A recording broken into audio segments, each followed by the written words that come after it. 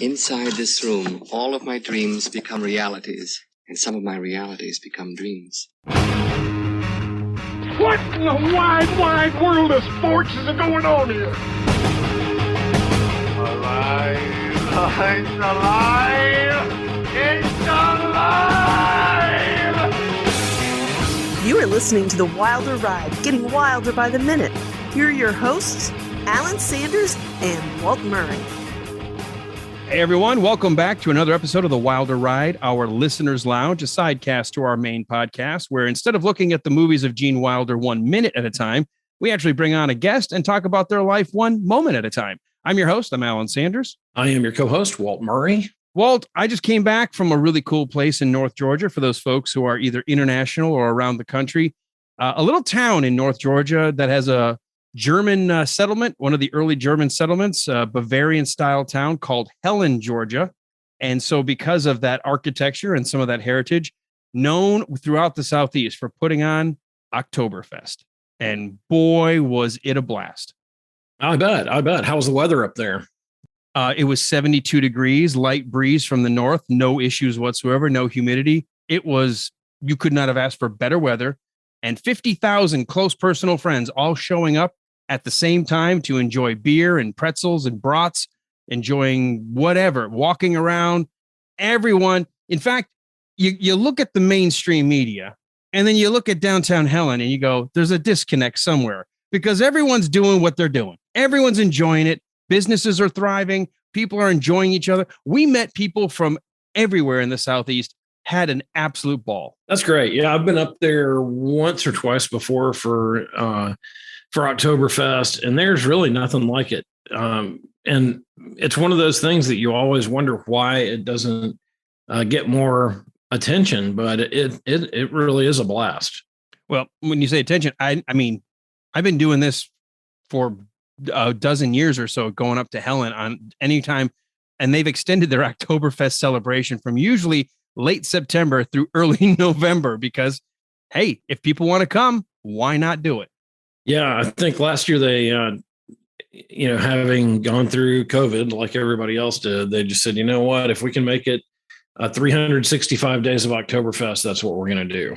And the coolest thing, you've got music going on, you've got different tents set up, you've got different areas around, you've got different patios, different kinds of bars, and it's all within about a half mile or mile strip walking both ways. You just find a place to park, you just walk. And what my wife and I like to do, we grab a beer somewhere and then we walk and go, you know what? I'm thirsty. Let's stop here, grab a beer and walk some more. And hey, I'm thirsty. Yeah, it's a great way to spend an afternoon. Yeah, that's really awesome. And I'm glad you all got to do that. And of course, gave me the opportunity to fill in on the morning news on Saturday and rant and rave about quite a few things and actually get excited about a couple things like the Braves making the World Series. So, oh my gosh, to be in a cabin.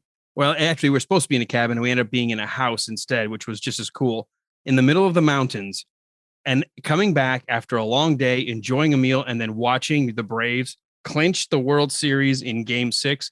Yeah, our guests will probably be able to weigh in a little bit about that too, coming up in just a few minutes for those of you who have already read the title card. But Walt, I love it. I love the irony of losing the All-Star game and saying, guess what? You guys are going to have to come here for the World Series. There you go. MLB, you can kiss it. It's awesome. And, we're playing the Astros, who certainly all of us have some animus towards because of some of their shenanigans a couple of years ago. But it's kind of funny that the MLB starts pulling stuff from cities, and two of the heaviest offending states in their eyes end up with the World Series. Yeah, I was listening to some of the broadcasts. It was kind of funny. There was even one when the Braves were at 3-2, and they were interviewing an Astros player, and they go, "So, what's it going to be like for a Dodgers Astros series?"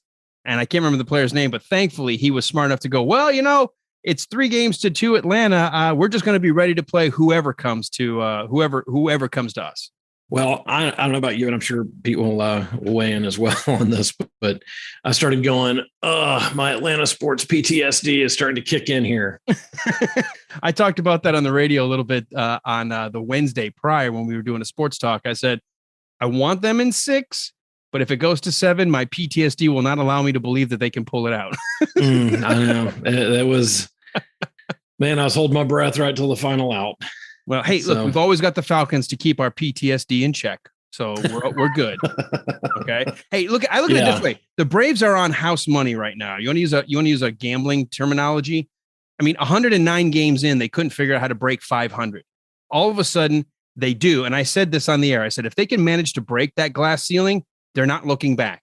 And they've gone now all the way. At this point, they've got nothing to lose. They didn't trade any of their players. They didn't try to get rid of anybody. They didn't do anything dumb. They just said, we're going to ride this out and see what happens. So you're playing with house money. You're not invested in a bunch of people at the last second to try to win.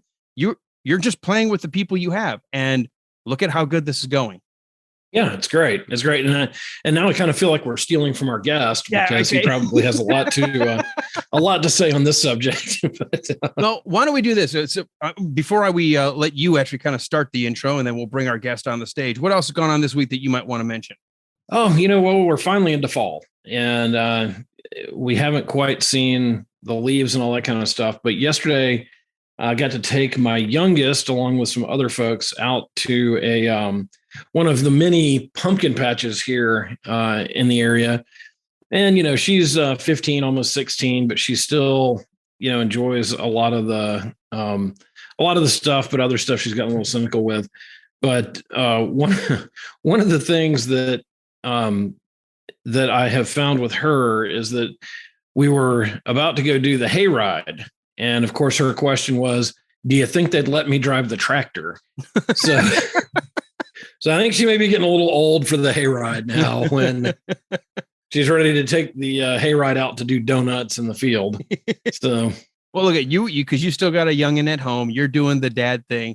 I was doing the empty nester thing, drinking beer and walking around a town with a pretzel and beer cheese on my chin. Well, I loved the time with my daughter and our friends, but I could have probably stood an hour or two of that after I was done. All right. Well, why don't I do this? You've been trying to get our guest for many, many months now, all this season 4 of our podcast, trying to get somebody on in this area of not just sports, but a radio personality, somebody who was in Atlanta for a while, somebody who's got a great sports podcast. We mention it all the time on this show as one to listen to. Walt, why don't you give the intros and then we'll bring our guest to the stage. Yeah, I'm really excited to have Pete come on tonight. I've been a fan of Pete for a long time. Pete Davis is a kind of a sports mainstay in Atlanta. He is someone who a lot of us have, I want to say grown up, but he's not that old, but for many years have listened to Pete, and we had asked him earlier in the season, and then I kind of dropped the ball because of some things I had going on. But Pete was gracious enough to agree to come on, and it's really fortuitous that he would come on this week with all the stuff going on with the Georgia Bulldogs being ranked number 1 in the nation, with the Braves getting ready to and let's not pass up the fact that the Braves put the spear in the heart of the LA Dodgers, who we all hate. And now going on to the World Series. So I'm excited to have Pete Davis join us this week. So let's welcome everybody. Put your hands together for the one, the only, holy crap, it's Pete Davis.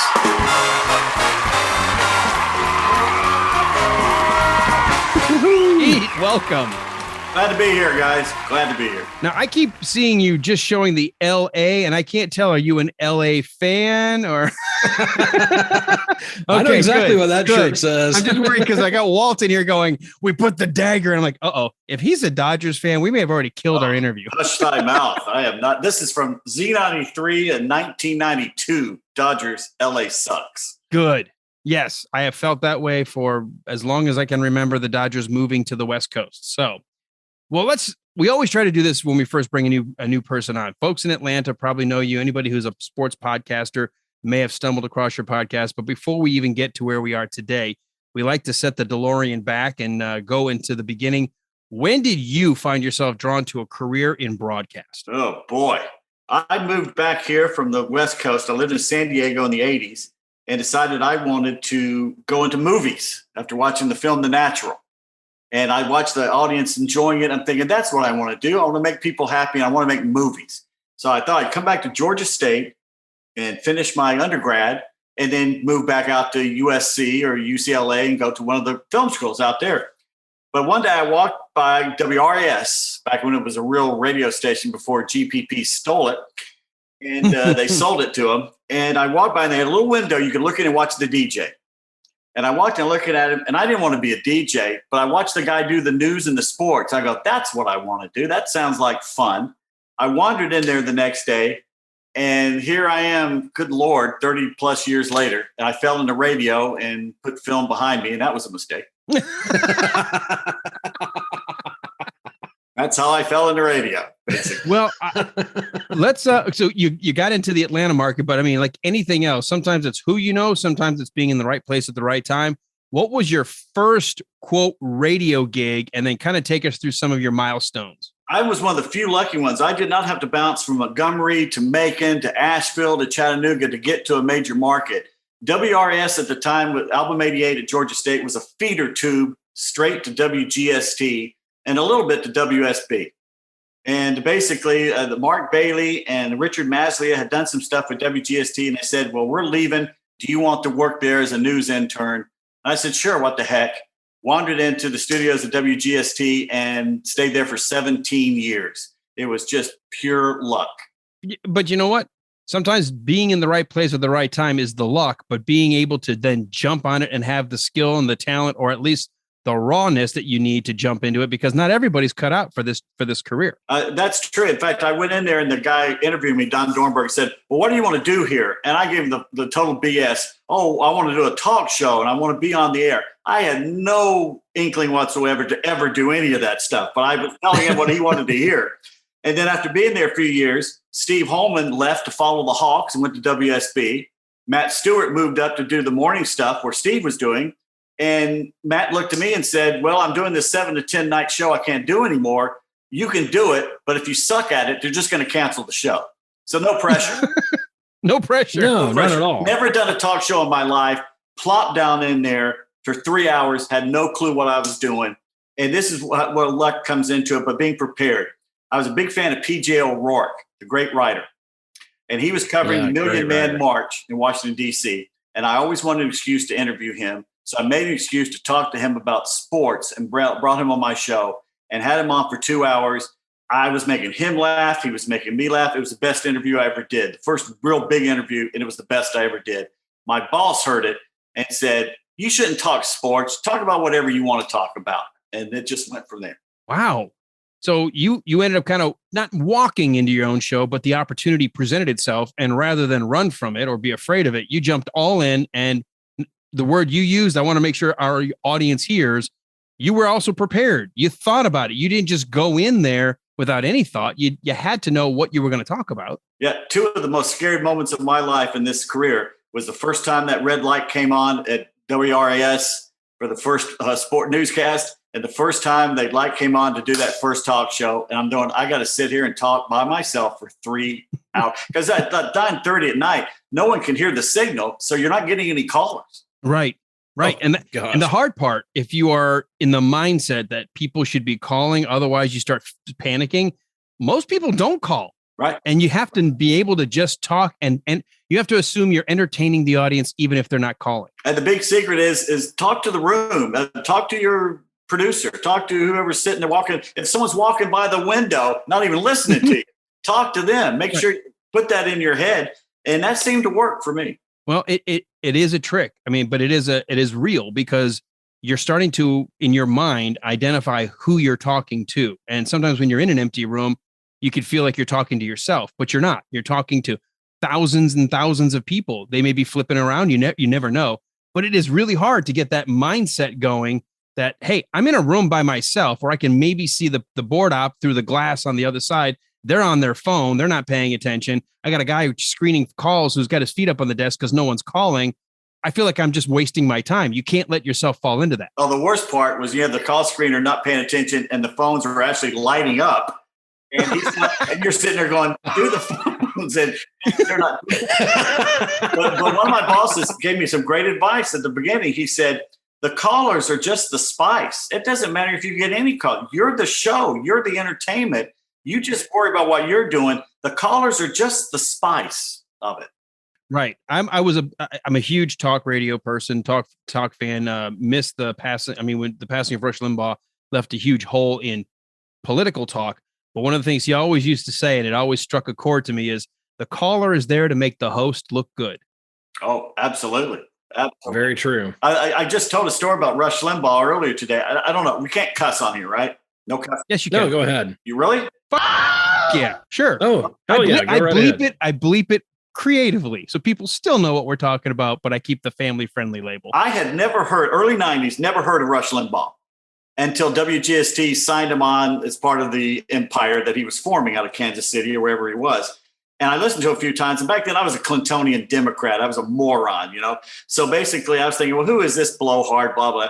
But he's bringing in a lot of listeners, so we'll be nice. I did my nighttime show, and he was doing the afternoon show, and I made a joke about it. And quickly found out you couldn't do that because Eric Seidel, the boss, called me into the office and says, Peter, and my name's not Peter. He always called me Peter. Peter, don't shit on the franchise. And ever since then, I have learned that lesson. You know, life lesson, folks. Don't shit on the franchise. That may be the best lesson you could ever learn. Well, get out of my office, you know. All right, so you mentioned WGST. When did you make the move to WGST? Because I remember being a huge WGST listener because that's when I was entering the drive to Atlanta everyday commute, and that was one of the stations that I thought had interesting programming to go with the weather and traffic. Yeah, we always had the best people. They always left us to go to WSB, but you know, we always had the better people on there. I went there as a news intern in 1989 while I was still in college. And I didn't get on the air till 94. I was basically just still going to school a little bit that, and I was doing some writing and stuff like that. And I was just drifting, to tell you the truth. And I was about to leave WGST when I got the offer for the full-time gig and to do the nighttime talk show. Otherwise, I was about to leave. I was about to move to London and do something, you know. Wow. Oh, so, wow. Yeah. Now I know I used to listen all the time because you did one of the shows that I thought you would go into current events, but you weren't afraid to talk what was going on in movies or entertainment or culture. You would have some evenings where you were talking about movies or movie quotes. So you really kind of were, in my mind, ahead of where some of the now nostalgic shows that are coming up, looking back and getting into culture and getting into entertainment. It was always just either business, sports, or hard, politics. Mm-hmm. You were bringing sort of a, hey, it's in the evening. We can talk about some other things. So you were kind of in my mind, the forefront of, hey, we don't just have to stay in one bucket. We can move around. One of the best interviews I ever did, one of the most entertaining one that everybody seemed to love. We loved Space Ghost shows. Oh my gosh, I remember this. Yes, I remember this. And I interviewed Brack, the guy who did the voices for Brack. He's since moved to LA, he works out there now. And George, I'm trying to remember his last name, the great voice guy who did Space Ghost. And he came in and did 2 shows with those guys, and the producers came in and we did a whole bunch of production around it with a spaceship crashed into the radio station. And literally it was so popular that 2 people actually transcribed it with little sound bits, and it's still on the internet. It's like Brack interview from 1997 WGST. Hey, how is the love life, Brack, for evil space cat? Let me tell you, it's not good. Are you hetero? Well, what are you trying to say? No, I'm just, you're from space. I don't know. Yes. Oh, okay. I am. I like, to go out on dates and stuff. It just doesn't happen that much. Is there a lot of women on Cartoon Planet? Oh, no. There's no women on Cartoon Planet. There's just Space Ghost and Zorak and me. Gets kind of, Randy in there at times, doesn't it? Who's Randy? Before we get to the phone, sir, I got to ask you, what's your position on cloning? All the cloning is in the news.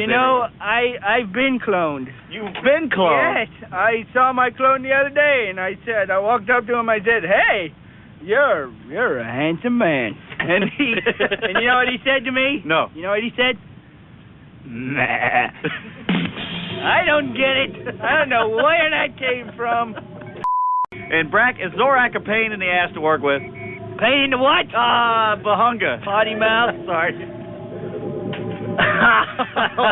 No, he's my friend. Is he? Well, not according to him, no, but yes. He doesn't treat you very well. I like him. He's Mr. Grumpy Pants, but, you know, I have to work with him every day. Hey, I'm a Jedi. I am a Jedi. Do you have a lightsaber? No. No, because I burned myself with it. I accidentally had it on, and I turned it on, and it burnt my leg. So Mama took it away? Yes, she did. Where's your mom? You're not having it anymore. And she, like, put it up in the closet where I can't reach it. I'm taking your lightsaber. You can't have it. And it's absolutely that people would get that involved in it. And that just showed me, if you talk about stuff like that, nostalgia type things, because to me, Space Ghost was a 60s thing that I watched as a kid. And then they updated it. That was stuff, people love stuff like that. And what we're finding, and there's so many podcasts, and we're going to get into the evolution of the podcast era, where there's a huge niche for people who are looking back at the movies that we grew up with back in, let's say, the 80s or in the 70s, the music of that era. So the culture, you got what they're calling them, like cultural podcasts, but they really are just, hey, these are my childhood memories. These are the things that kind of shaped who I am. We're at the point now that Netflix actually has an entire series called The Movies That Made Us, and they're doing mini documentaries on a lot of these same things that we all went to go see in the theater. In fact, I'm starting up in the next few months a Substack thing where I'm going to write about the stuff I grew up with in the 60s here in Atlanta, about growing up here in Atlanta and going to Braves games when we had our own beer vendor. You know, it's like, hey, Charlie, you know, they knew your name and I knew theirs. Oh, yeah. You know, I need another beer. And just things that growing up here in Atlanta, that this city has changed so much. It's not the same city at all. In fact, there's only two things it's gotten better in: the ballparks and the restaurants. Everything else has gotten to, you know what, frankly. But I'm going to start writing about that and about stuff that happened as a kid in Mississippi and Arkansas. And it's more of a nostalgia thing, like you just said. Yeah. Well, let me ask this, because I know the big, huge mistake WGST made, because they were the powerhouse as far as I was concerned. You had Rush Limbaugh as your 12 to 3 anchor. You had some great talent. Sean Hannity came up through there before Fox News even launched, stole him as an initial talent. You had such great voices. Then all of a sudden, someone came along with the idea of Planet Radio. Yeah, 2 people came up with that. Actually, 3 people came up with that. And the scary thing, Joey Ryman is a genius. I mean, he's a PR genius here in town, married to the beautiful Cynthia Good, by the way, used to be on Fox 5. And 2 of our bosses decided to get with him and reinvent radio. At the time we were doing, I mean, Kimmer was making hundreds of thousands of dollars in revenue, millions of dollars in revenue coming in. We had Neil Bortz for a while and all that. So we were just kicking ass. And like you said, Sean, and they decided to change it overnight. And we're 2 weeks into it and it's a disaster. Nobody knows what we're doing. Nobody knows what's going on. So they brought Joey Ryman back in to describe it to us, exactly what we should be doing. We met down on the patio there at the Building of Death. And he gives this TED talk for about 30 minutes. I remember we all looked at each other and said, well, that makes sense. What he's saying is exactly what we should be doing. And we're not doing any of that. And we knew we were in trouble because he said, okay, any questions? And the first guy who raised his hand was one of our big bosses, nice guy, but he was one of the 2 people behind all this. He raised his hand and asked a question like, well, why aren't we doing this? And we're going, oh my God, he doesn't even know what we're doing. Wow. And then we knew it was just doing. It was maybe one of the biggest radio blunders, I think, in terms of shift and direction. I mean, it left an indelible mark in anybody that was in Atlanta during that time. Oh, they wanted to do people stuff. They brought in a really nice guy, Dr. Buffington, and they brought in the witch. What's her name? Dr. Laura, who made them move Kimmer out of his lucrative position to put her in there, and she bombed, just bombed. Yeah.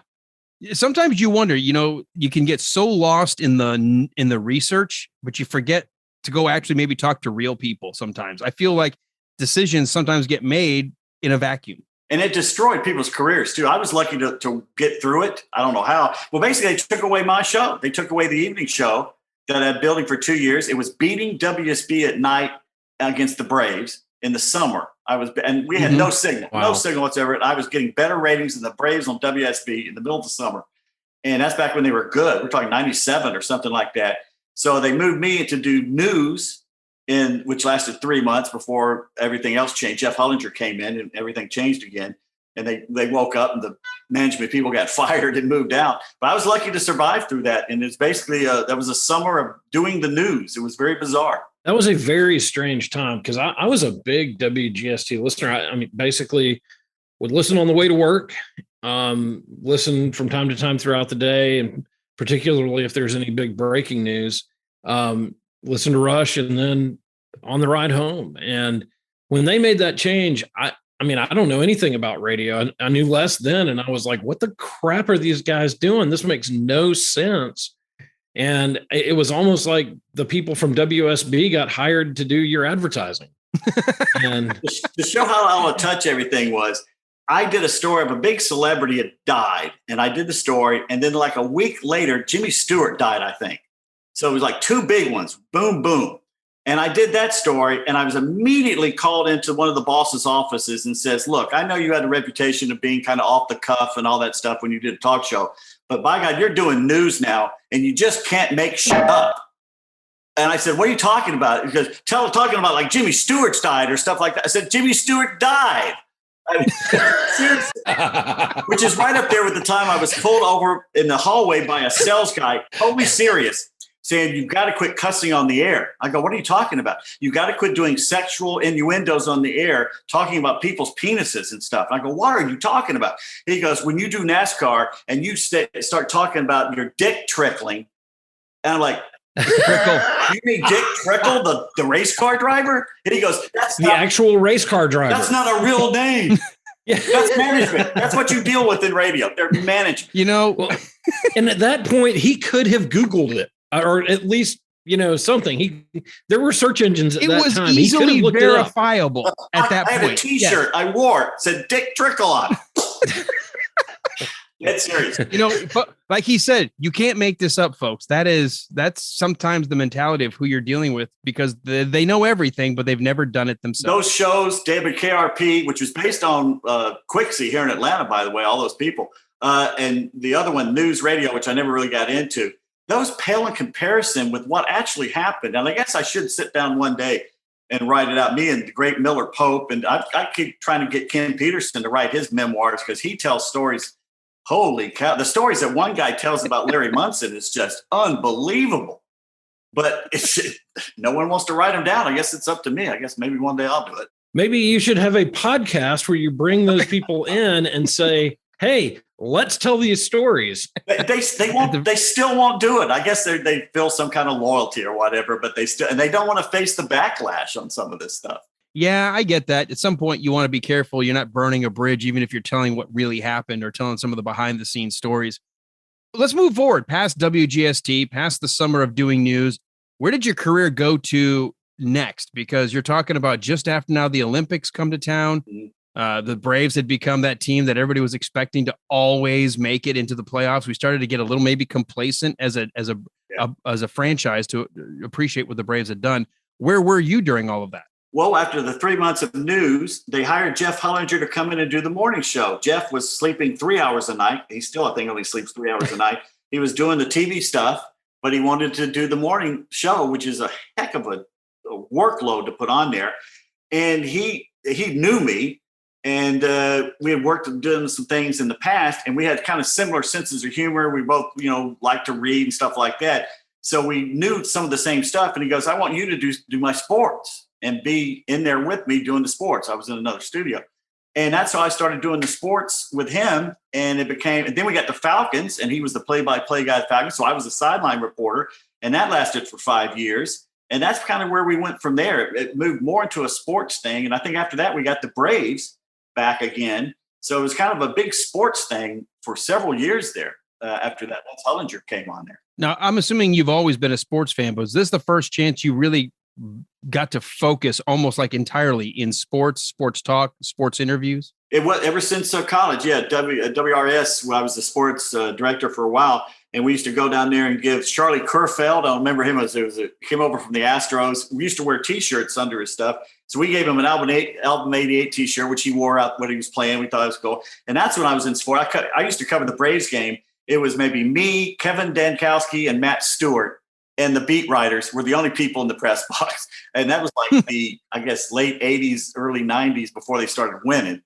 And it was maybe like 5 of us sitting up there in the press box with Skip Carey coming out and getting a drink when you could get drinks at the press box bar, coming out and getting gin and tonics or whatever he was and wandering back in. And, and me being, there's 2 people I was afraid of, and he was one of them. I never said, I even went to a party once, and the guy I went to the party with was good friends with Skip. And he goes, come on, I'll introduce you. I was like, I ain't going anywhere near him. He scares the shit out of me. He was a childhood icon that I didn't want him be in a bad mood and him bark at me. And I'm going, it's crushed. That whole memory is crushed. I didn't want that to happen. Well, and he was the voice of the Braves for decades, and everybody in Atlanta grew up knowing him. So I can understand not wanting to have that idol fall off the and I had seen him wandering through the press box and someone say the wrong thing and him bite their heads off. I mean, literally just made them feel 2 inches tall. And I'm going, I'm not going anywhere near that guy.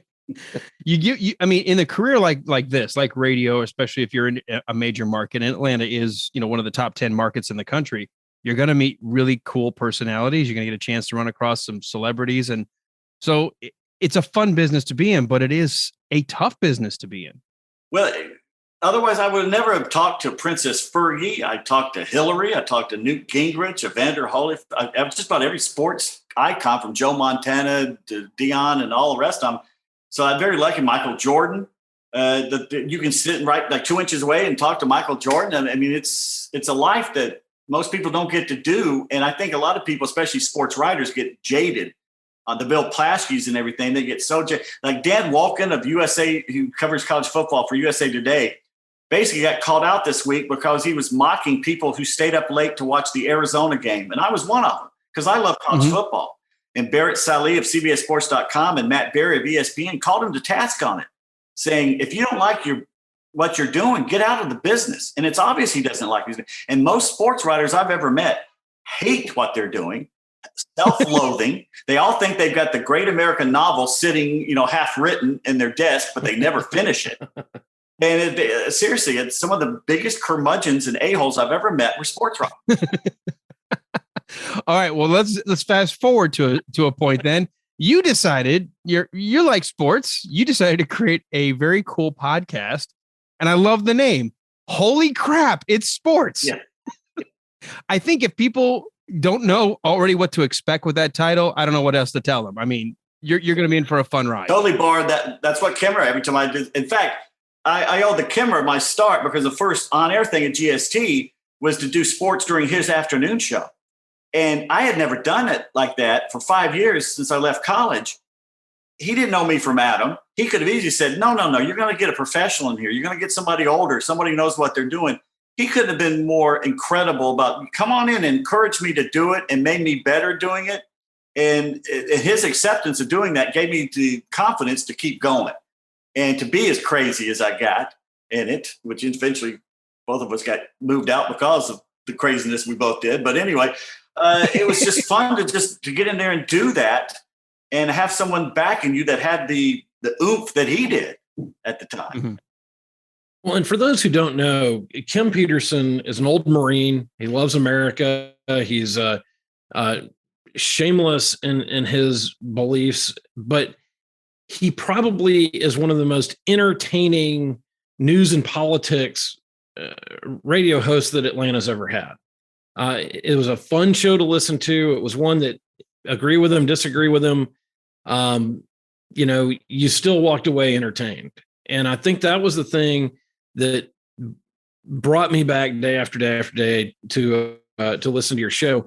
And I remember my now ex-wife was working at the Christian school that Kim got all over because they didn't accept one of the members of his team's kid into the school for some reason. I don't remember what all the things were.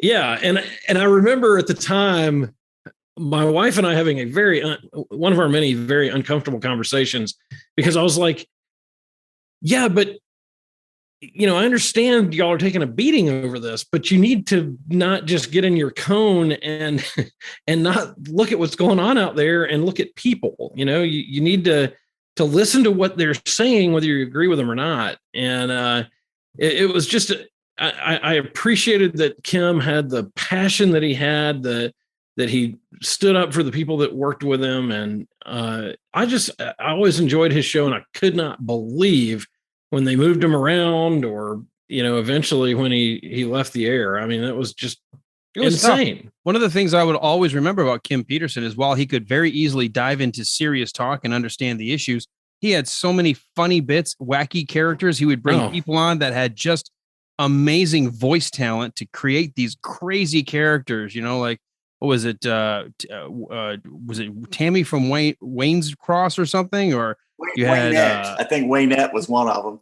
Yeah, Waynette. And then you had, Men's on Ball talking about football. And Jim Goss. I would just look forward to those bits, and it just, you don't get to do that really anymore. We've evolved. I say we've evolved. The what's allowed and what's not allowed, what's allowed to be funny, what people's level of tolerance has changed so much. You're not even allowed to laugh anymore for the most part. No, that's what Dave Chappelle's getting through right now. And thank God Bill Maher is standing up for him, and saying you can have two thoughts at one time. You can be pro-free speech and not be anti-trans. I mean, you can have two thoughts in your head at the same time, but, most people can't. One thing about Kimmer, he's a man of the people, like you say. He just doesn't like people. Other than that, everything's great.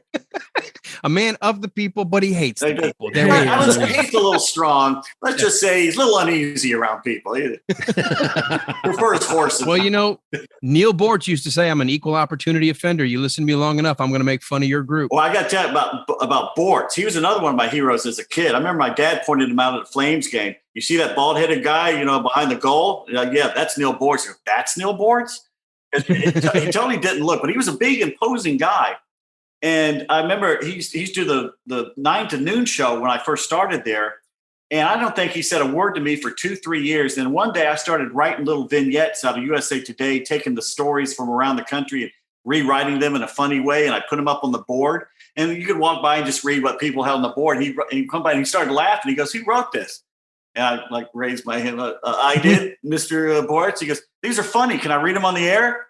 And he could have handed me an Oscar, and I wouldn't have been more impressed.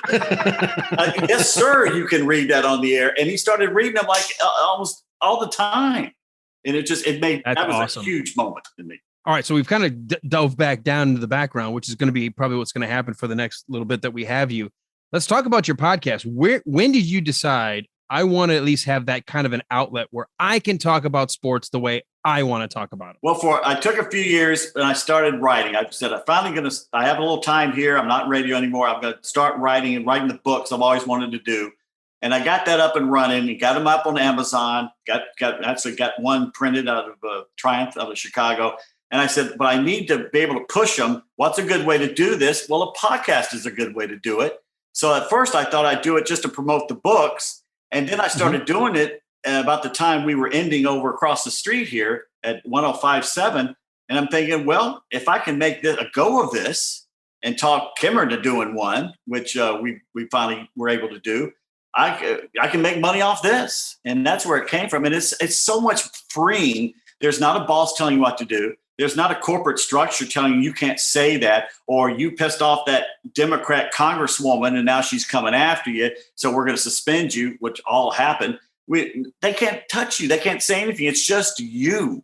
And total freedom. And I love that. Absolutely love it. Well, that's one of the things I love about your show is, every time I turn it on, I know I'm going to get the unvarnished Pete Davis. I'm going to get what you think, what what your feelings are about different topics. And particularly when there's something that comes up in sports that's controversial, or somebody has some dunderheaded move that they pull, you call them out. And then too, now with the Braves going to the World Series and we have the positive things going on, it's just great to get your unvarnished, straightforward opinion on all of it. And it's always entertaining.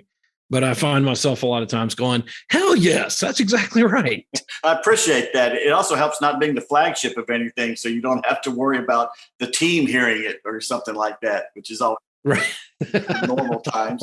But the fact that you are totally free, you can totally use your First Amendment rights, which is fading away, unfortunately. It's one of the few last places that corporate America and its mediocrity can reach out in its sinister hands and meld you, even though they can still mess around with you on Facebook or Twitter when you're trying to get it out or what you're doing with. That's why I use Buzzsprout. I don't know who you guys use, and they've been amazing about not ever messing with anything I've ever done.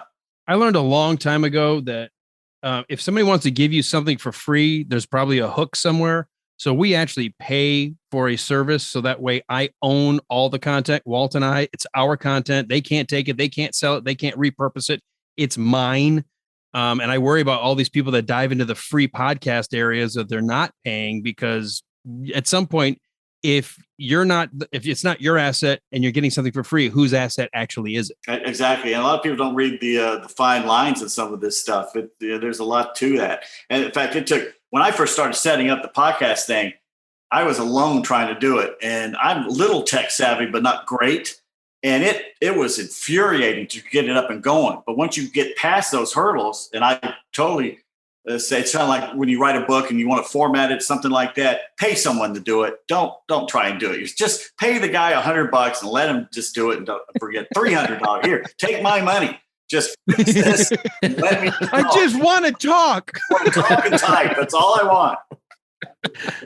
Well, thankfully, the industry has gotten, it has grown leaps and bounds, podcasting, in the 9 or 10 years since the idea first sprang up as basically personal on demand. A lot of people think it was the iPod, but it really means an on demand content. And we were able to download and save. And as long as you kept your subscription up or wherever you had it posted, you could get it however, many years down the road.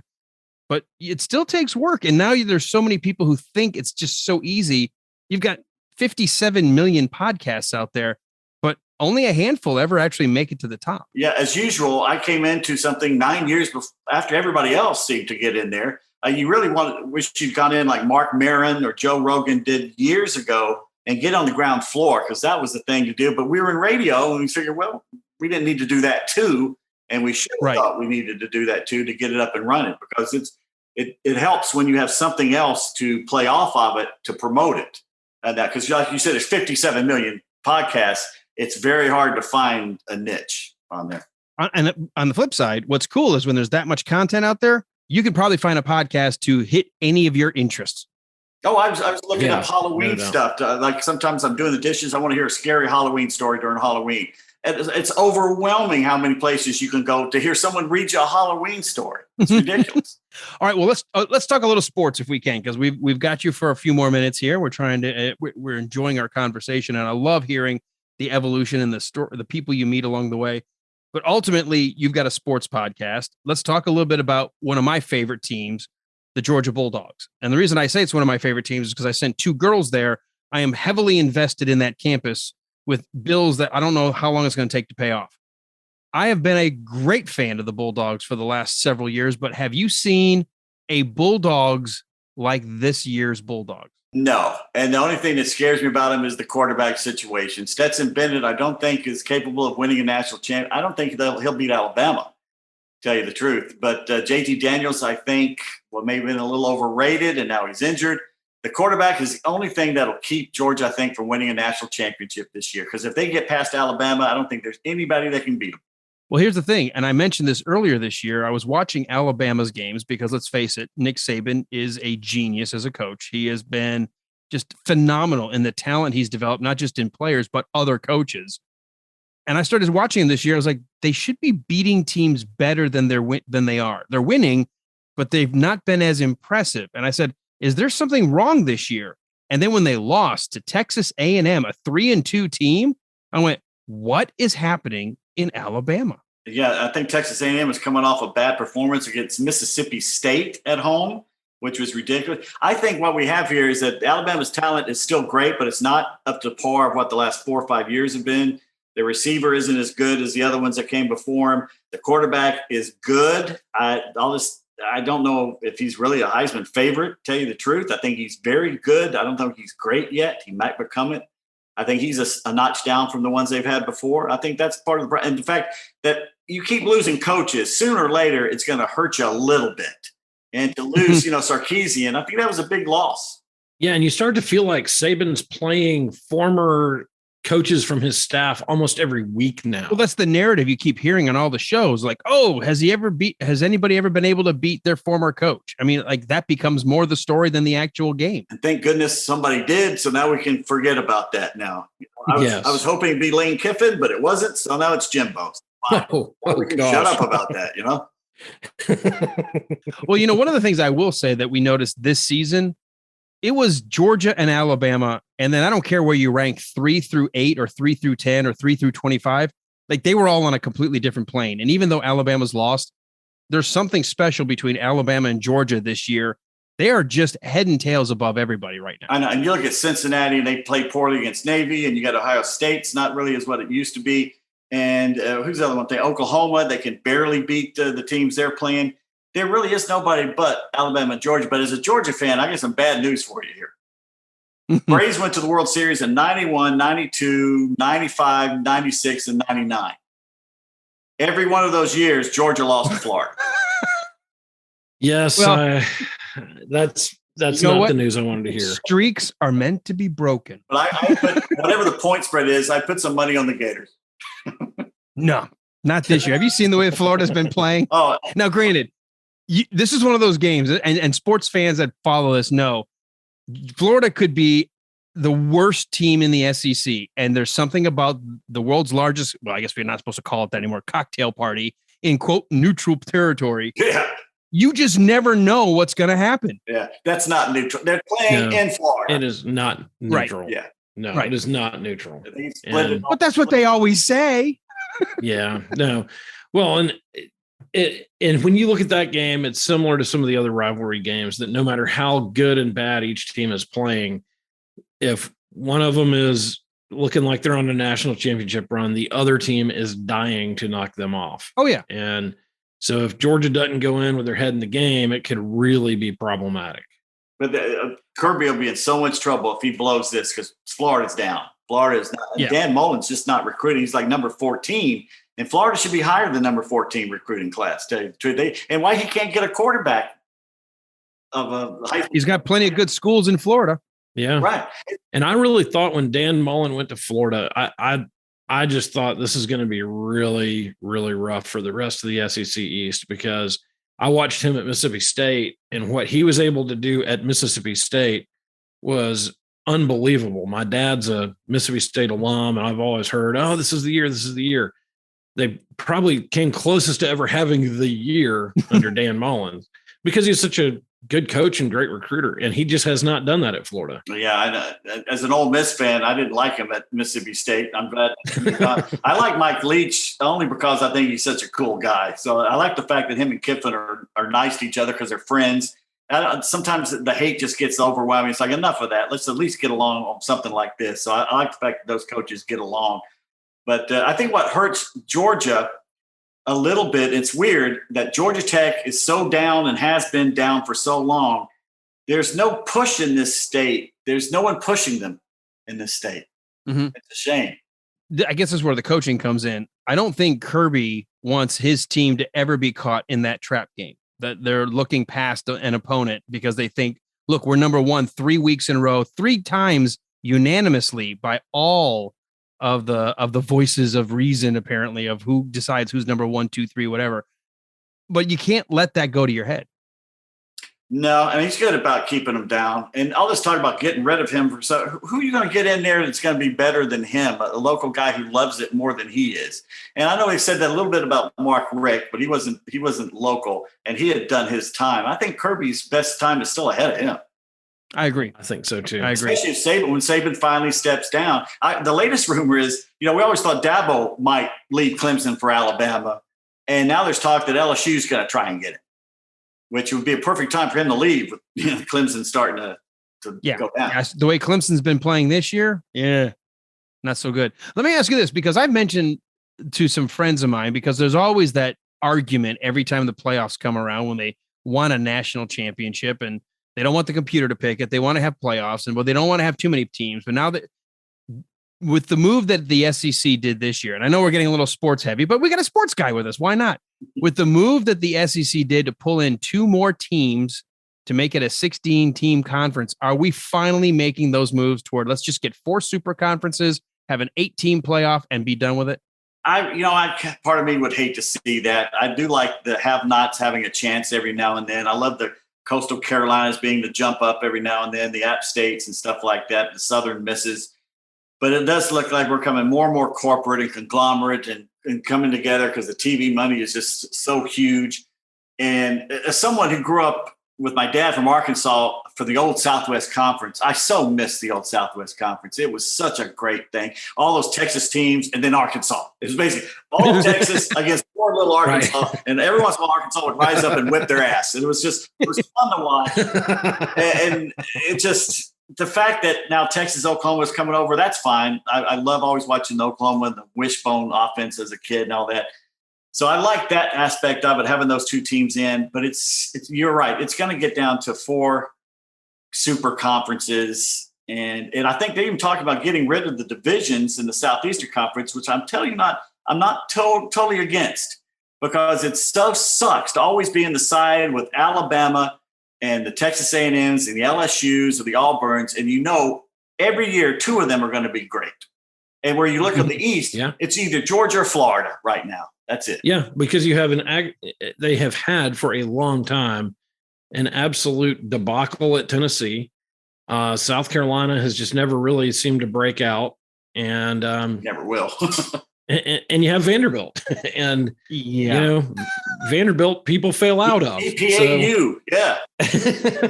But we have baseball and basketball for Vandy. That's why we love them in the SEC. Right. Well, here's the thing. We were joking about this when Alabama dropped to number 5. I made the comment. I said, if Alabama stays 5, which they haven't, and they're going to be moving around, but that would be the biggest argument that said, okay, now that Alabama's out of the top 4, we've got to expand to 8 teams because we can't not let Alabama play. Yeah, especially when we all know Alabama's number 2. Right. Yeah. Yeah. Oh, yeah. Yeah. When you look at it and you see Cincinnati at number 2, I mean, they're having a great season. How is Cincinnati still 2 after barely beating Navy? They couldn't beat Alabama. I know. Yeah, they couldn't beat Alabama. No. They can't beat Ohio State on their best day. Yeah, they can't even beat Ohio State, to tell you the truth. Nah. Mm-mm. All right. Well, let's shift to something more positive as well. We are sending our Atlanta Braves. You mentioned that how many times they went to the World Series. They only have 1 in our lifetimes so far, but they were the team that would go every year, and it's been a while since they've been back. What are your thoughts on this Braves team that struggled for 109 games to ever break the 500 barrier and stuck with their team, didn't sell it off, said, let's run it and see what happens?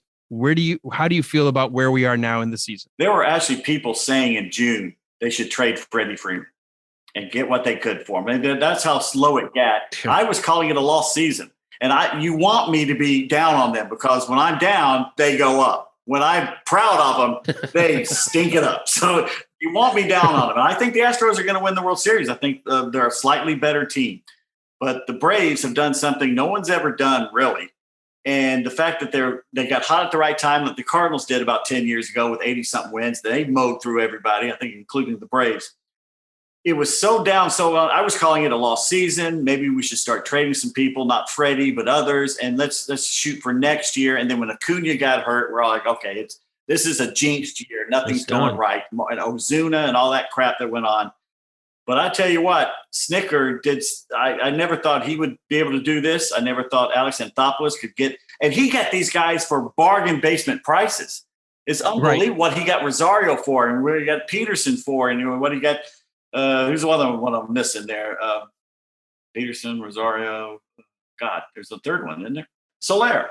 Yeah, for almost nothing. And these guys, I don't know if they'll be back on the team next year, but this is an incredible. He went out and got a whole different outfield. Who would have thought that could happen? Well, when we hired Snicker, I thought that was a huge mistake. I really didn't think that he was the guy to be able to put this together, but I've been proven wrong. He really has put together a fantastic team and has been a great coach. And on the side then, that Dusty Baker coming back to where it all started to try and get that, that one World Series. I think he'll retire if he gets it, to tell you the truth. And to come back to Atlanta to where it all started, where he was the guy hitting behind Hank Aaron and stuff like that. That's a heck of a story. These are I think combined, they're the oldest managers ever to have a game 1 start on the two teams. It's incredible. at Wow. 66 and 72. And it's just going to be interesting to see if the two lifers, one with one team and one that bounced around to a bunch of teams, who's going to be able to persevere here. Let me throw this out there because I've had this conversation. Sports talk, we like to sometimes get maybe philosophical. There is so much data in baseball and so much about metrics and so much about playing the new way of baseball. And one of the things I said is maybe we're at the point where you need the kind of coach or the kind of manager that Snicker is, who understands the personalities, because the numbers kind of tell you what you should be doing. But can you manage the clubhouse? Can you manage the people? Can you make them feel psychologically fit every single day to go play the games? I think there's something to be said about the fact that he was a lifelong minor league manager who was there to groom people. And even though he's on the major leagues, he's still grooming these kids because they are young to be able to manage the game. And the fact that he managed these kids as they came up, went from most of them and everything. I saw a picture today of Dansby and Ozzie from a few years ago, before Dansby had the flow and all that going on. It's like he's basically raised these kids as his own, and they consider him a father figure, which is really cool. And it's funny to bring that back full circle. Back in the late 80s, when I was sitting up there with three other people in the press box, to pass the time when the Braves were getting whipped 15-2, I would take all the stats they gave us and start doing analytical things. Didn't even know I was doing it at the time, about, putting the numbers together and seeing really who was the best player in the National League, who was the best player on the Braves when it came to this, not knowing anything about OPS plus or whip or any of that stuff. And I thought at the time, this is really fun, but I've noticed I wasn't watching the game. So I would have to make me put it and only do it between innings and not doing it because you get so wrapped up in it. And I'm afraid that's what baseball's gotten into.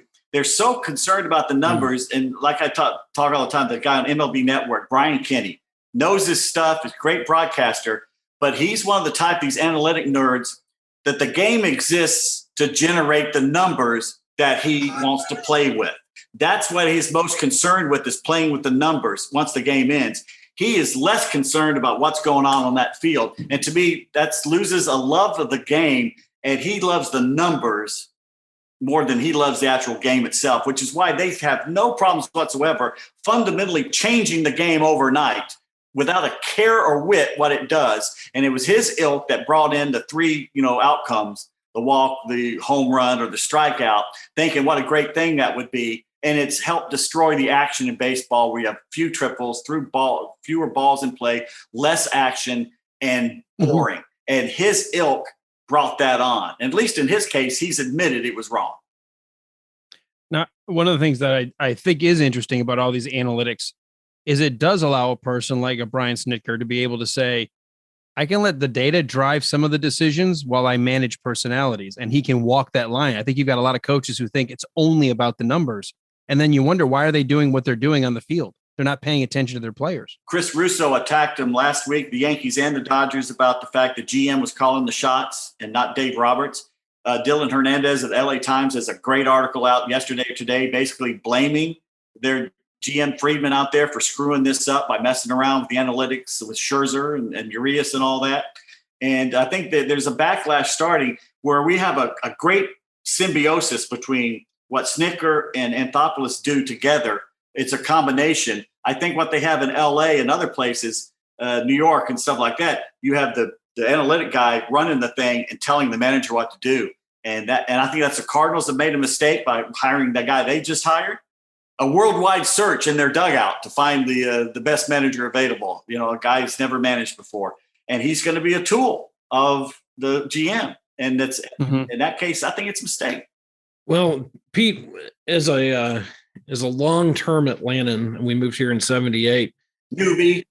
We've had the Atlanta Falcons. You're a newbie. 78. Yeah, I'm a newbie. Yeah. But, every year the Falcons seem to be able to not disappoint us by disappointing us. What is wrong with that organization, and what's going to happen? Like, where do we go with They that? love to snatch defeat from the jaws of victory. I swear to God. No matter how talented or untalented they are. Alan, Walt, you have to look at this in a positive light. Everybody needs constants in their life. Everybody needs touchstones that they know, no matter how bad it gets in every other aspect of your life, there's going to be one thing that will always be there for you, and that is the Atlanta Falcons being able to screw up anything anytime. And that's whether that be draft picks or concessions contracts, you name it, they do. I tell you what, Cal Pitts, they've hit the. I think this Arthur Smith may actually be at least at the moment. I felt the same way the first year that what's his face was here, Dan Quinn, and so hopefully this isn't the same situation. But I kind of getting more confidence every week. I think they have set the whole franchise back a year. They had a chance for 4, maybe 5 franchise quarterbacks, and they went and got a really great. He's going to probably a Hall of Famer tight end once this is all through done. Cal Pitts. But they had a chance to trade Matt Ryan when he had a little value left, get something for him, draft a franchise quarterback with a new coach, and start building. But they decided to keep Matt Ryan for one more year. Why? They're probably not going to make the playoffs, and if they do, they'll get waxed in the first game. So you're going to be middle of the road again with a middle of the road pick when you could have started afresh, had a great draft pick again this year, and build from that, and you'd be ahead of the game. To me, frankly, all this winning and they're 500 again. That's nice, but it's setting the whole franchise back a year from what they're going to have to do, which is rebuild. And they never seem to figure out how to rebuild right. They just never do. They, in all the years I've been watching them, the fans seem to know more than the professionals within the franchise. And it's easy as someone to call in and say, hey, the Falcons should have done this or they should do that. And you don't have any accountability. But when you hear people doing that over and over and over again, and the team making the same dumb mistakes, it's hard not to trust the callers over the professionals. I have people all the time that say, well, how can you be down on them for this or down on that? I said, because I've been here since 1969. My dad had season tickets in the 70s. We went to every game.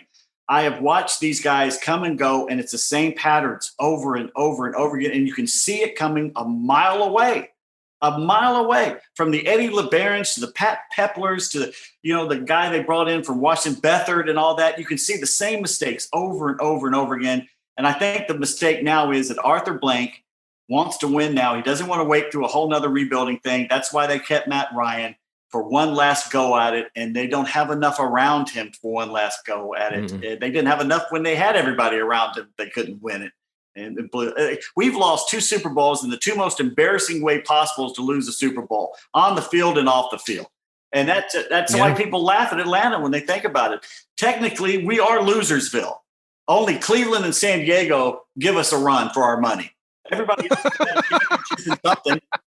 And the only reason San Diego's in there because they keep losing all their teams. But let me for the fun of it, for the devil's advocate moment, do you think the Ryan keeping him is being the guy that we watch Tom Brady? Here's this guy that according to numbers, he's not supposed to be able to play like he's playing and do what he's doing because he's too old. Well, he's obviously doing well. There's something about the game has changed to protect the quarterbacks more. We know more about health and fitness and staying fit and safe. Do you think Matt Ryan, who's got great numbers, he's always had great numbers. I mean, he is technically a Hall of Fame quarterback of a losing franchise. Yeah. Even though so do you think the reason do you think they hang on to Ryan because he's at least got some lineage, he's got some gravitas to all these new guys, trying to groom them to understand the speed and the complexity of the game? Yeah, but it's kind of when it looks at the NFL way, it's kind of an older way of looking at it, where you always try to put your best team out there and win. Whereas the thing now, it seems, is to completely dump and tank and try and just get the draft picks again, which I was talking today on my show. Baseball needs to change the rules, and they have a chance now with this new collective bargaining agreement, where if they make it where everybody has to put the best team on there every year, and they make it where you can't tank, then everybody's in the same boat and no one's going to tank.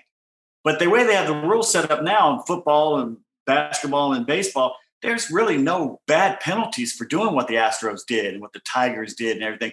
But to me, and the Marlins, they've destroyed their fan base 3 times over. Only Major League Baseball could take a hotbed of baseball like Miami and screw it up with a brand new stadium. Only the Rob Manfreds of the world. The only one worse than him is that idiot running the NHL. That basic. I'm a huge hockey fan, and I would like to run Gary Bettman over. And they have the balls to blame Atlanta fans for both teams leaving. That's not the case. Atlanta in the 70s, when we didn't have a lot of transplants, was averaging 10,000 people a night in the Omni. And it wasn't the fans. Yeah. No. I'm fully agreeing with you. I used to go to the Knights games and they'd be packed. And that was minor league hockey. Yeah, I got a problem with the Knights game. My problem with the Knights games is that we begged after the Flames left, and that's because the owner was bankrupt and he lost all his money in real estate, and Calgary showed up and handed him the world, so he had to take the deal. That's why the Flames left. I wish Ted Turner had kept the Flames instead of the Hawks at the time, but the NBA took off, so he made the right business deal.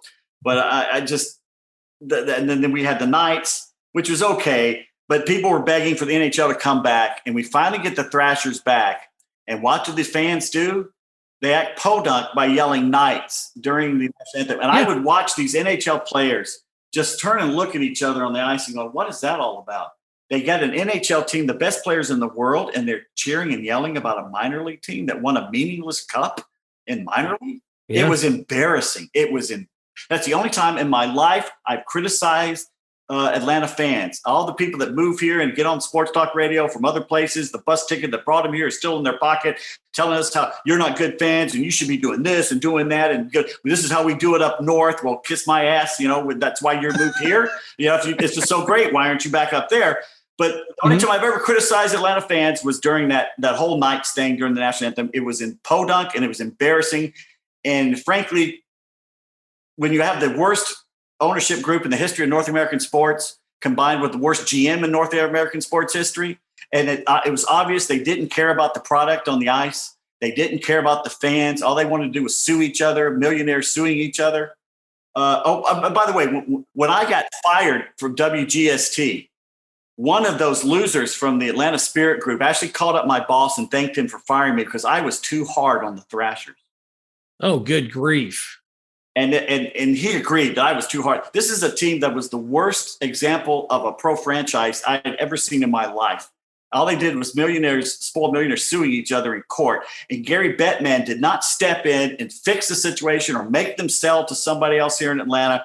And he basically allowed two teams to leave the top 10 market in America. And they kept teams in Nashville and Tampa and Miami and Greensboro, North Carolina, or wherever the hell it is up there, but they took teams out of Atlanta. That's just stupid business. Yeah, and I went to a ton of Thrashers games. I've been a hockey fan my entire life, and both times I would go to a Falcons game and there are 300 people there. Go to a Braves game and it's you and the concessionaire, and you go to a Flames game and it's packed and people are into the game, and they can't figure out how to capitalize on that. And they did the same damn thing with the Thrashers, that people are coming out. I was watching, I would sit in the stands and the fan base was more diverse in a Thrashers game than they were in a Falcons game. Oh, yeah.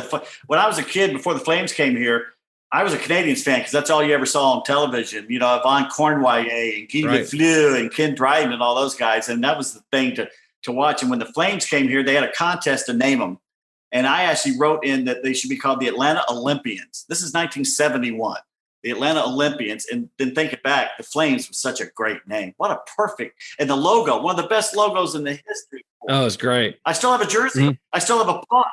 I still have a hat. I still have a puck. I made my dad, I badgered him till he bought me a puck, which I think was $5 at the time, which we thought was outrageous back in the 70s, $5 for a puck. But I still got it, and it still smells. That distinct rubber smell that only a puck has. Folks, it's called Holy Crap It's Sports, because you can tell this is the kind of fire and the passion and the energy you get.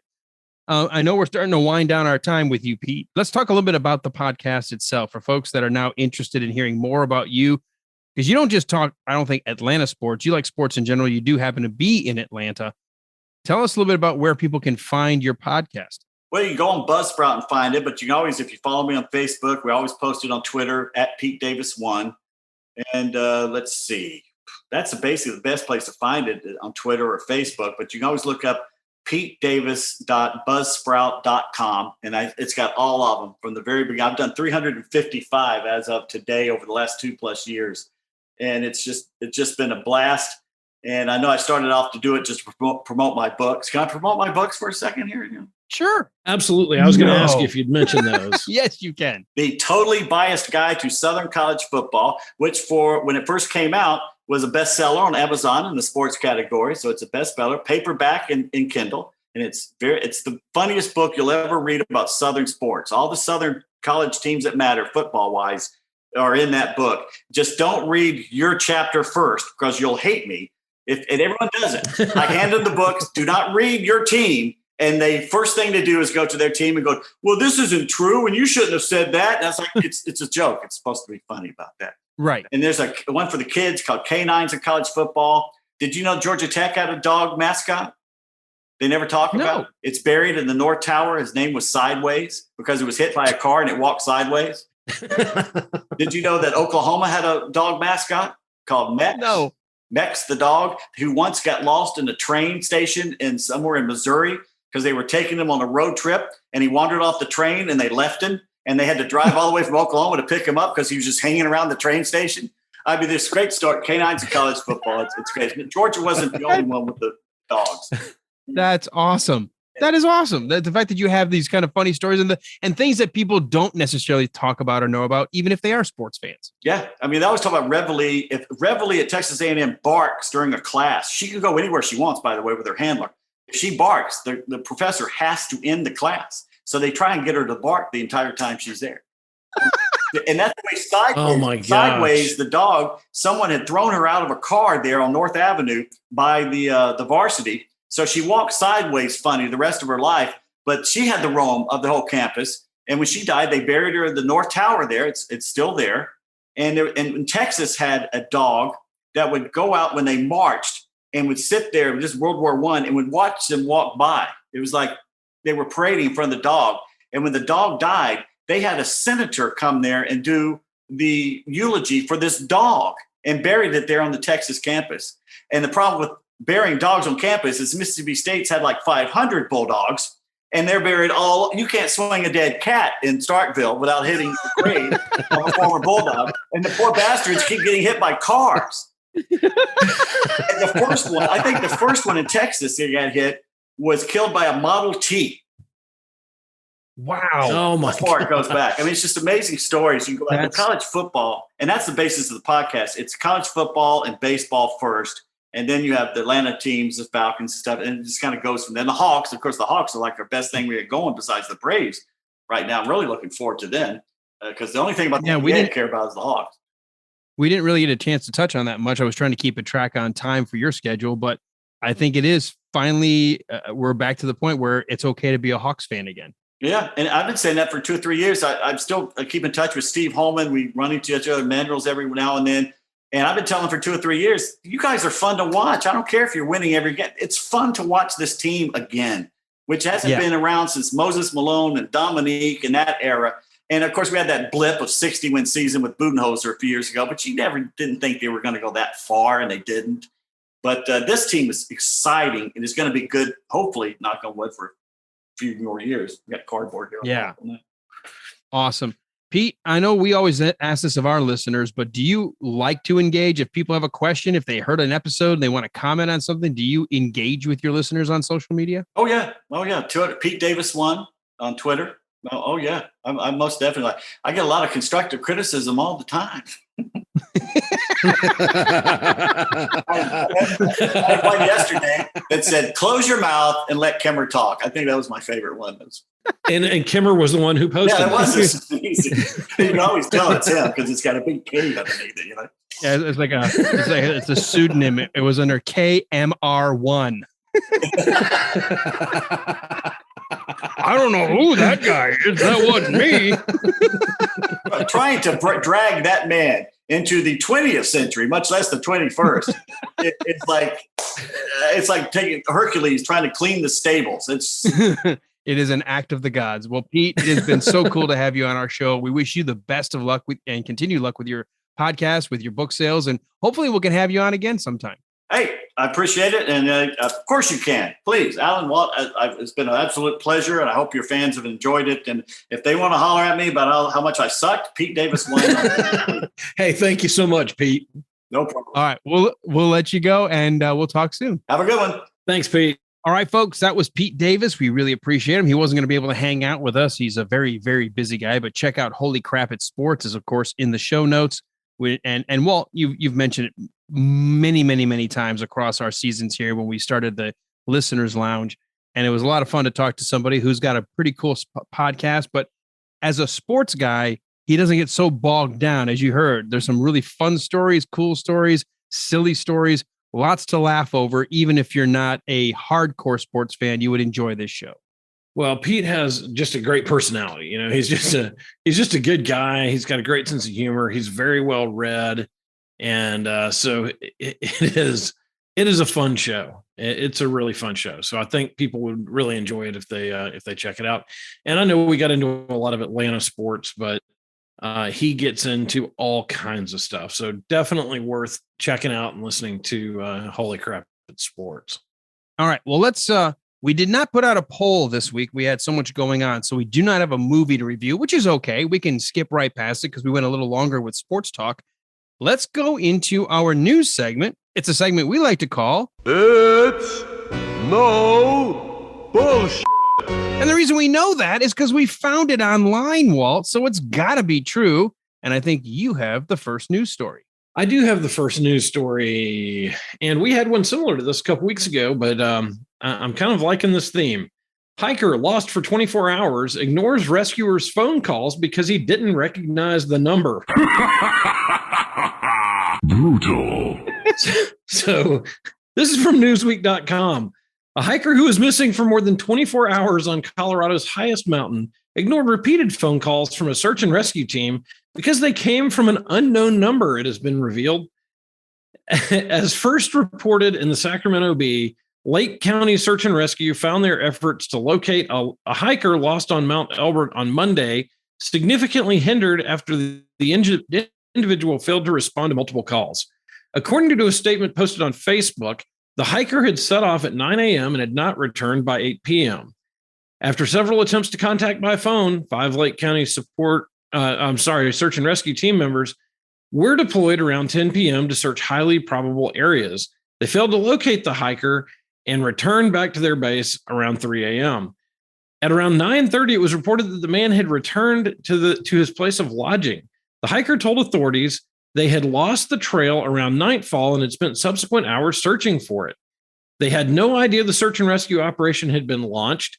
And one notable takeaway is that the subject ignored repeated phone calls from us because they didn't recognize the number, Lake County Search and Rescue said. Inconceivable. If you're overdue according to your itinerary and you start getting repeated phone calls from an unknown number, please answer the phone. It may be search and rescue trying to confirm you're safe. A total of 32.5 man hours were dedicated to the search. Lake County Search and Rescue. Why did they not think to text him? Yeah, seriously. I mean, I get it because I'm like that. If I don't see a number I recognize, I'm like, you know what? If it's important, they'll leave a message. Yeah, right. So if they don't leave a message, you can't necessarily fault him. We live in an era with so many scams and so many things that are happening. Yeah. So I'm like, I tell everybody, if you're calling me from a number I don't know, I may not pick up. So either leave me a message or text me. Yeah, at 14,000 feet, you're not really wanting to talk about the dude calling about your car warranty. No. Well, no. Lake County Search and Rescue did offer up a defense for the hikers' actions. Please remember that what seems like common sense in hindsight is not obvious to a subject in the moment when they are lost and panicking. In Colorado, most folks who spend time outdoors have a good understanding of the search and rescue infrastructure that is there to help them. But this is not the case nationwide. Newsweek has contacted Lake County Search and Rescue for comment. It's no bullshit. So, yeah, I mean, the guy's trying to avoid talking about his car warranty and almost dies on the mountain. We're going to go away across the pond, the other direction. We're going to head over to New Zealand, a place where Lord of the Rings was filmed. And so a lot of people call it a magical place, but New Zealand has suddenly become a little less magical. Don't know if you caught this story, but there are plenty of weird jobs out there. But we didn't think here at the Wilder Ride that New Zealand actually had an official Wizard. I'm no one to be trifled with. Oh, an official wizard. A wizard. Emphasis on the word had. The Pacific Island country has told its state magician, thank you and good luck after 23 years of faithful service. Wow. The Wizard of New Zealand, also sometimes called Ian Brackenbury Chanel, signed a contract with the city of Christchurch in 1998. Since then, he's cast spells and entertained both locals and tourists for an annual paycheck of $16,000. But now the city council has decided the wizard's services are no longer necessary. You guys suck. The council has met with the wizard and sent him a letter thanking him for his services to Christchurch over the past decades and informing him that we are bringing our formal contractual arrangement to a close. The councilman's assistant chief executive, Lynn McClellan, told The Stuff magazine. Well, officially, Christchurch let the wizard go because he doesn't fit the city's now new marketing direction. McClellan said the decision to fire the wizard was a difficult one, but also added that Christchurch promotional landscape is changing.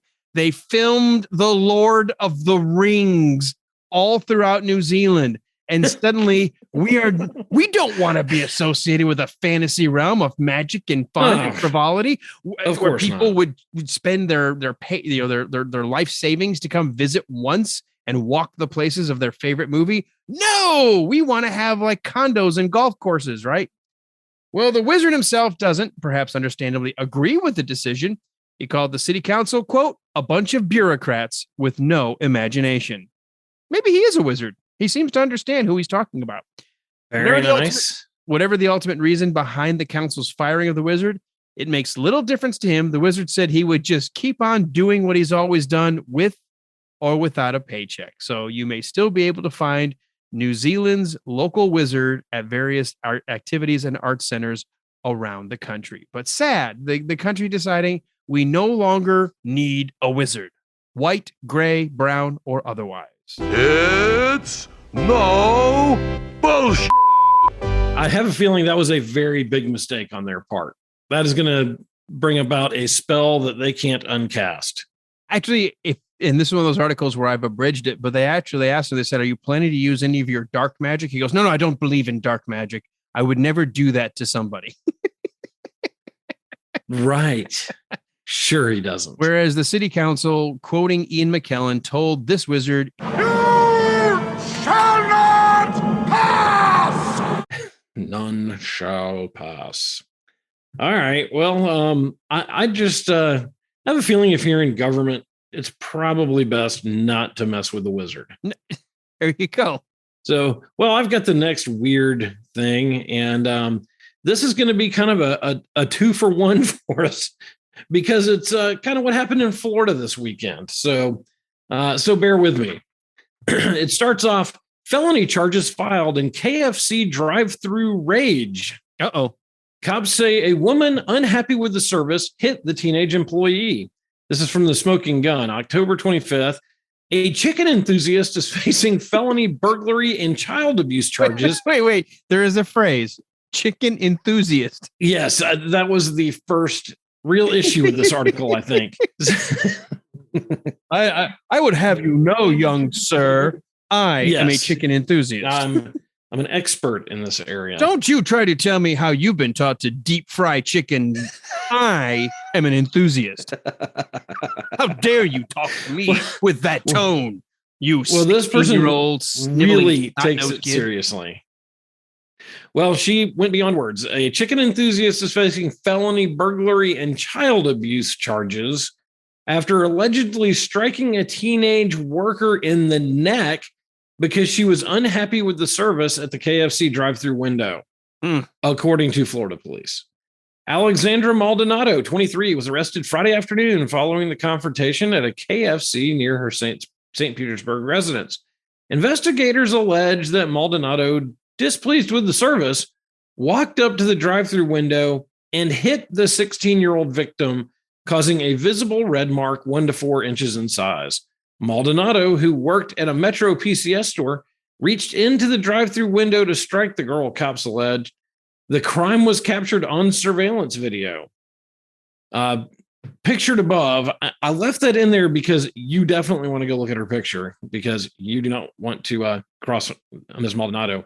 She was arrested after her car was pulled over by police. She reportedly admitted the offense. Now, the weekend takes a strange twist after that one. Braden Langford, also of Florida, was arrested Saturday evening for allegedly striking her mother in the head with 2 thrown tacos inside the family residence in Tampa Bay.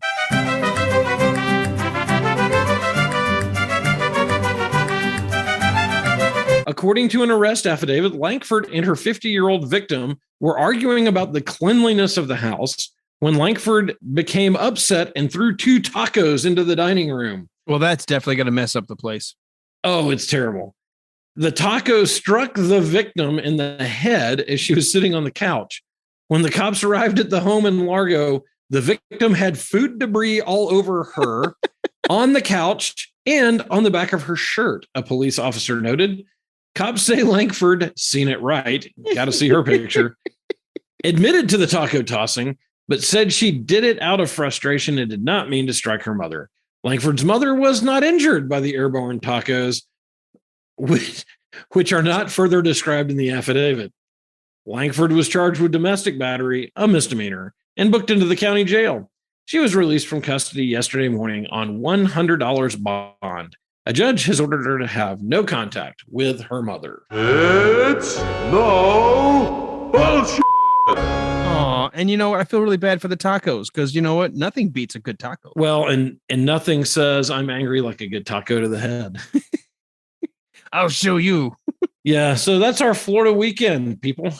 All right. Well, we're going to wrap this up with one more news story. We're going to go across the pond to our friends in the UK. I'm just going to read the story.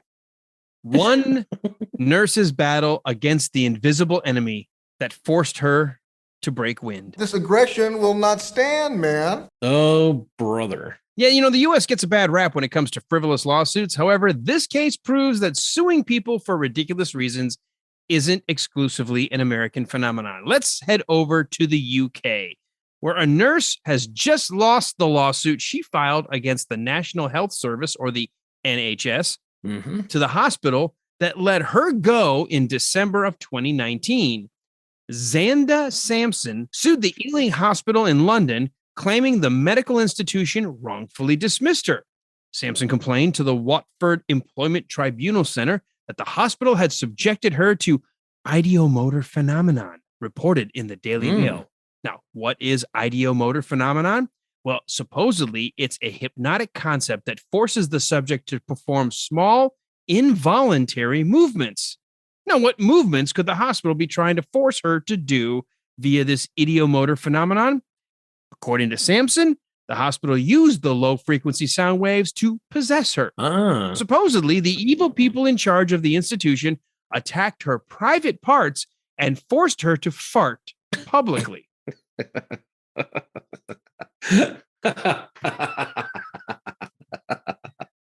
I'm sorry. Obviously, this is a serious article. Well, this was a serious lawsuit. So apparently, this phenomenon that had been reported earlier in the Daily Mail, called ideomotor phenomenon, where you can use low frequency sound waves to control small involuntary movements, were being used to target her ass to release gas. Something smells rotten around here. Okay. Now, Ealing Hospital, on the other hand, said they fired Sampson because her coworkers became concerned for her mental health. Apparently, she refused a psychiatric evaluation, so her employment was terminated due to being possibly dangerous. Or at least smelly. So she sued them, saying the reason they actually sued her was because she was farting at work uncontrollably, and it was because of them putting the idiomatic motors, or ideomotor phenomenon, into her lower sphincter, releasing gas uncontrollably. It's amazing. It's astounding. But it's no bullshit. Oh my gosh. I'm tending to side with the coworkers, thinking they had right to fear her mental stability if this is the lawsuit she brought. Yes, I would have to agree with that. Wow, that is insane. There you go. And it's totally true, all because we read it online. Absolutely. Well, let's get to our final segment, our entertainment segment. It's a chance for us to talk about what we've been reading, what we've been reading. Try it again. What we've been watching, what we've been watching, what we've been reading, and what we've been listening to. Walt, we'll go to you first on the watching category. You always find time to browse Netflix and Apple Plus and Hulu and other shows, streaming services. What were you watching this week? Yeah, I've got a couple things I'm watching. I've mentioned before the Steve Martin Short, and Selena Gomez show, Only Murders in This Building. I am less than an episode from the end, finally, but it is a great show, and I've gotten in conversations with a ton of people about how good it is. So definitely check that out. I mean, it's hard to go wrong with Steve Martin, but that it is really a brilliant show. So check that out. You're going to probably talk a little bit about the movies that made us. I've been watching some of those. It is really fantastic and definitely worth your time. And there's a show on Netflix called Bad Sports. And I kind of stumbled across this last week, but it goes into some really fascinating things that have gone on in sports. One of them, that the first episode actually, is the Arizona State point shaving scandal from the 90s. And you might at first yawn at that, but it is a fascinating, crazy, weird story. And basically, these guys got in with some gamblers. And so they, instead of winning by 25, would win inside the point spread. And so these guys were winning hundreds of thousands of dollars in these games. And it really is crazy just how it came unwound and all that. So definitely want to check that one out. That, again, is called Bad Sports, and it is on Netflix. Excellent. Well, mine's going to be pretty short with as much as has been going on, but I got to watch Dune. I've been calling him Dennis, but then I heard another person say like Denis Villeneuve. Denis, his adaptation of at least the first half of the book Dune was incredible. It was visually stunning. Hans Zimmer's score, as always, filling the screen and the sound and the chamber and wherever room you're in with such an amazing score, with music that is sometimes beautiful and sometimes cacophonous, depending on what's happening on the scene. The sound design is off the chain. It is one of the best big movies that has big ideas, probably since Christopher Nolan. In fact, Christopher Nolan came out and praised the movie, saying that this guy has delivered an amazing film that combines subtly CGI and practical effects to such a degree that you are just lost in this world. It is gorgeous. Now, I will say this, it's a slow burn. You're trying to figure out how to create in the first part the lore of various factions in this world or this universe 10,000 years away from us, where you've got various houses of power. You've got an emperor of the known universe. You've got this planet that has the one thing that everybody needs for space travel. You've got a religious sect that wants to try to control what's going on, a la the old days of the church and state being intermixed. So you have so much to set up. And he's done it in such a way that still keeps it interesting and engaging. I get no mass battles or no massive, because we have to establish everything. This is a huge risk. This director was told by Warner Brothers, we're not going to fund a 6-hour movie. And he's like, okay, fine. Then I'm going to just tell the first half of the book, and you're going to give me money to make a part 2 if it does well. And they're like, okay, fine. But if it sucks, we're not going to fund a part 2. There is no part 2 in pre-production. Well, there probably is some pre-production, but Warner Brothers has said, unless this movie does well, they're not going to greenlight the second half. So we may all be left hanging with this beautiful piece of cinematic just amazement and not even get the rest of the story. So I'm going to encourage everybody, please check it out. It's money well spent. It's a fantastic film, visually stunning. Sound is great. Acting is great. Story is great. Did a job that I think we have never been able to get with the Dune series before. And I just want to see them make part 2. Okay. I still have so much hate from the trouble with the 80s. first one that you can't even think about it that way, because obviously there's going to be some similarities because they drew from the book in terms of like the names and the suits and the descriptions of what they were wearing and the planet. Sure. They're approaching this so much better in being able to set the stage for a part 2. And it's the right way to do it. Don't rush the story. Don't try to pack it all in there. Tell the first half of the book. Tell Paul's story of arriving in Arrakis and eventually finding his way to the Fremen. And then the second half of the book, let's just hope it gets made, because it's setting a great, great table. All right. I will give it a shot. Now, here's what I'll tell you. Have you seen Harry Potter and the Deathly Hallows Part 1 and 2? No. Some of our audience probably has. They decided to do the final Harry Potter book as 2 movies because there's so much going on. They felt like that was the only way to really do it justice. In my mind, Part 1 is a very slow build, but you can't do Part 2 without setting up what's going to happen. So yes, if you look at Deathly Hallows Part 1, if that's all that ever got released, you'd be like, well, that was kind of a slow movie. There wasn't a lot. I mean, there's a lot kind of going on underneath, but we never really got a bunch of action. And then you go see Part 2, and the all-out wizard war between the factions, turns up at Hogwarts, and it is just an amazing capstone to that story. Same thing with Dune. So we want to see Part 2 get made. Okay. So be ready. It's a slow burn, but I think if you're watching it and you're not distracted, you don't have your phone, you're not, walking in and out of the room, you're paying attention, it will hold you. The 2.5 hours went by like that. And where can I see it? Is it HBO? On it's in HBO? movie theaters and HBO Max. Okay. All right. I will. Now, I only have 2 other things, and I won't mention anything else besides just check out the movie reaction channels on YouTube.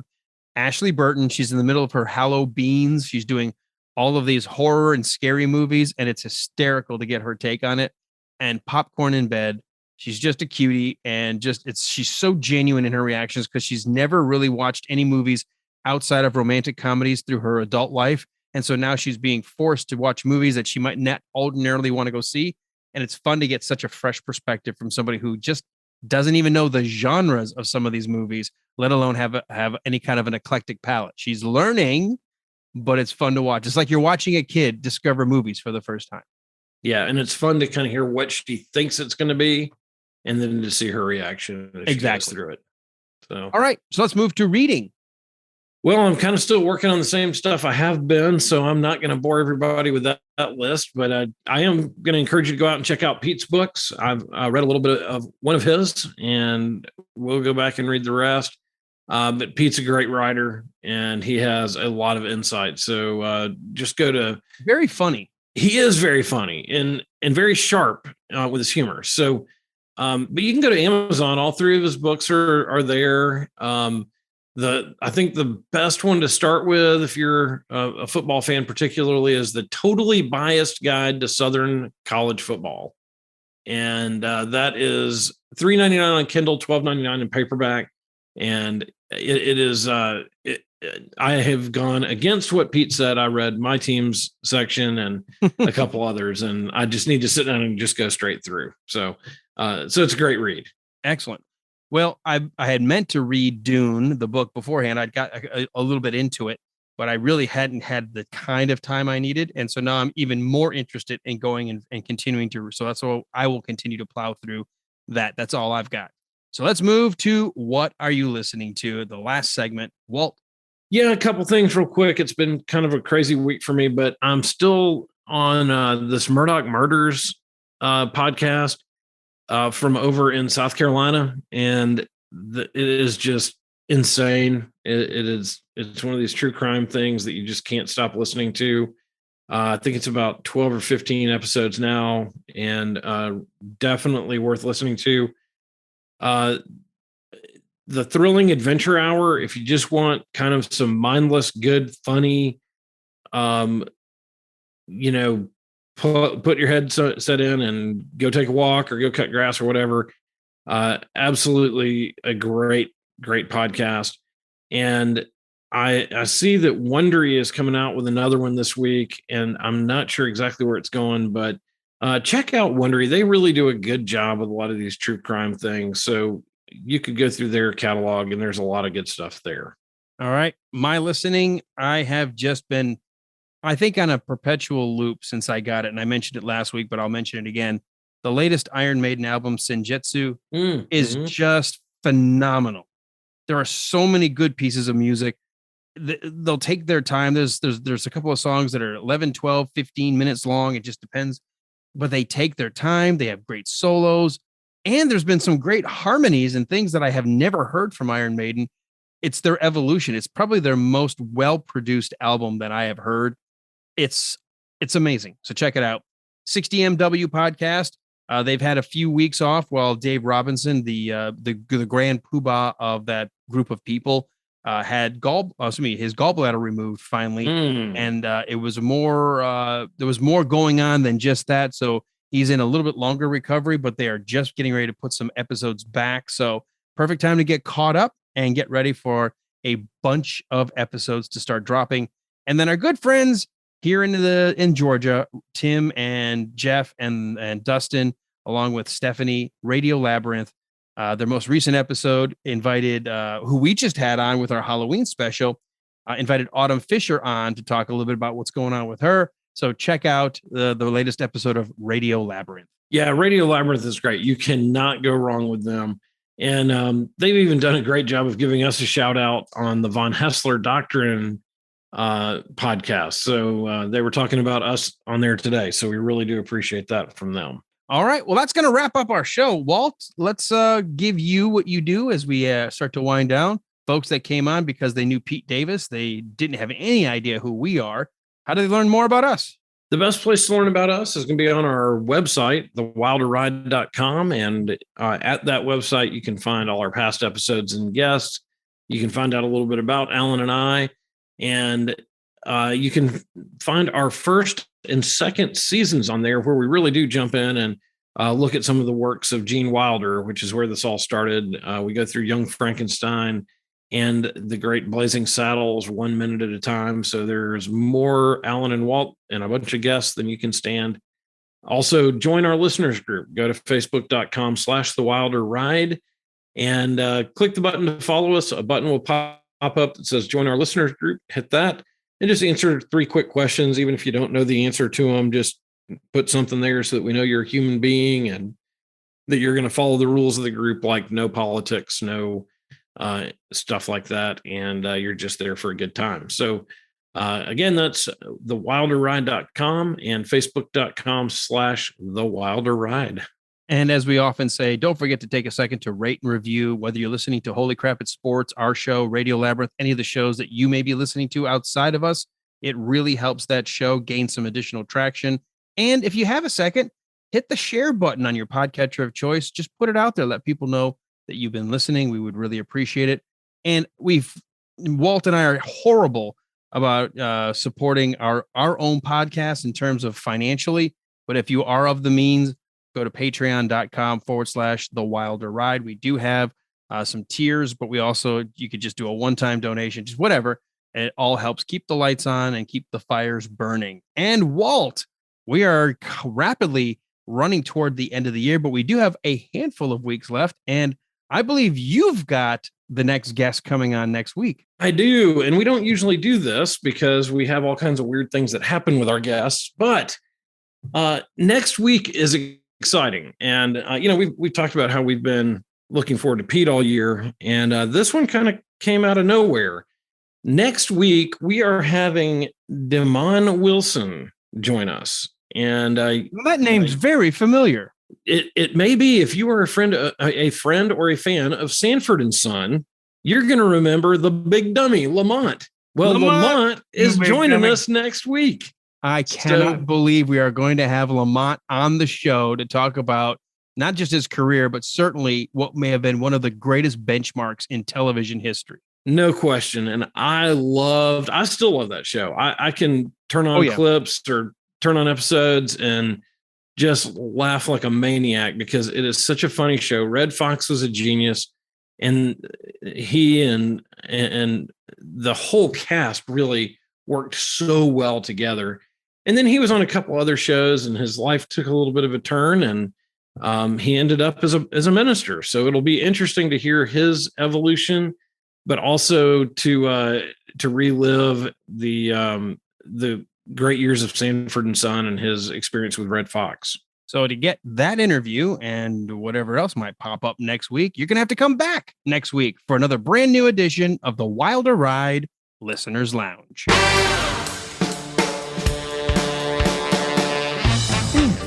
That was a fun episode. That was a fun episode. Pete's awesome, isn't he? Yeah, absolutely. And you know, it is kind of weird.